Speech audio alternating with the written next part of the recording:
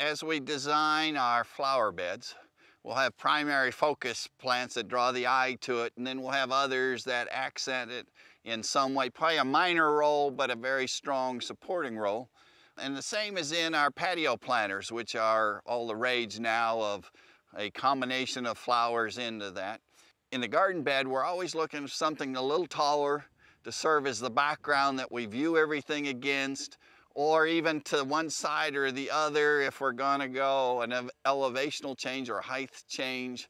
Or in a pot, we look for something tall in the center that we then fill in around. And this new cleome or spider flower plant fills that bill just perfectly. Earlier varieties of spider flower or cleome tend to stretch out, get straggly looking, shed a lot of foliage.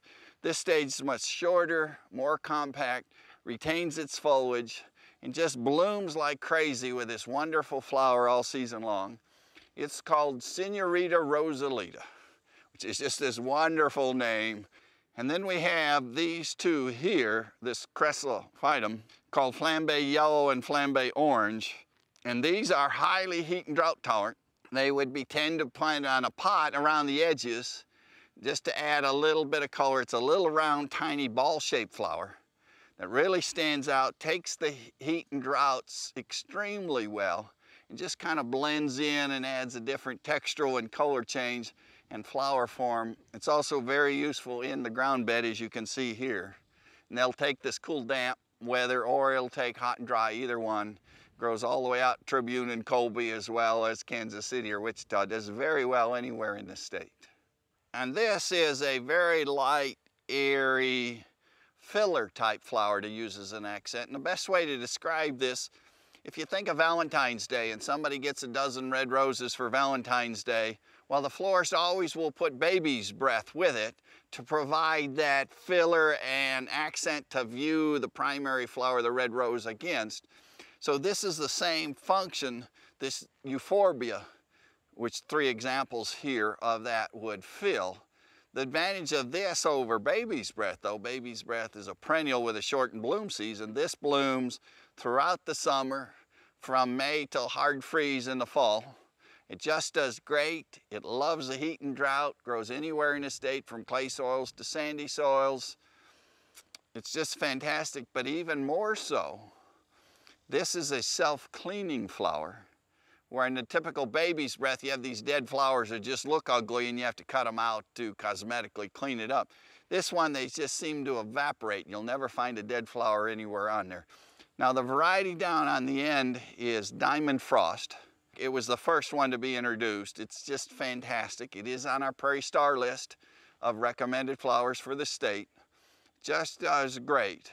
Now, these other 2 in front of me are new introductions. The center one, which is a little taller than the Diamond Frost, is called Breathless. It's a little more stretched, a little lighter, a little taller growing, a little airier, where the Diamond Frost is a little more dense. But they both have pure white, clear flowers that are just wonderful any way we want to use them, because that white's quite neutral, but it really brings the others out. And then this is a new introduction here in front of us called Breathless Blush.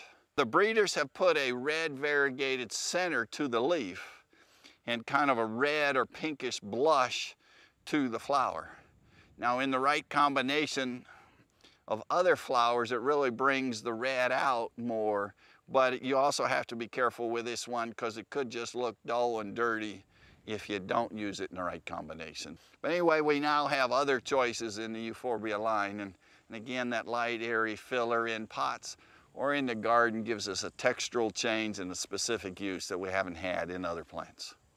This is a new line of petunias called Little Tunias or Little Petunias, and it's a plant that was bred specifically to have small flowers. It has the traditional petunia growth habit. It'll spread out, cascade over the edge of a window box or a pot on the patio or whatever.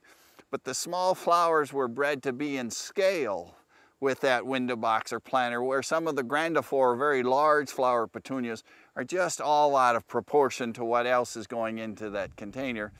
And here in the Little Petunia line, we have 10 different colors. We have lots of choices, and they're a good replacement for some of the other plants that are a little more touchy here in Kansas and just tend to rot out or burn up in our heat. These petunias do exceptionally well all summer long anywhere in the state.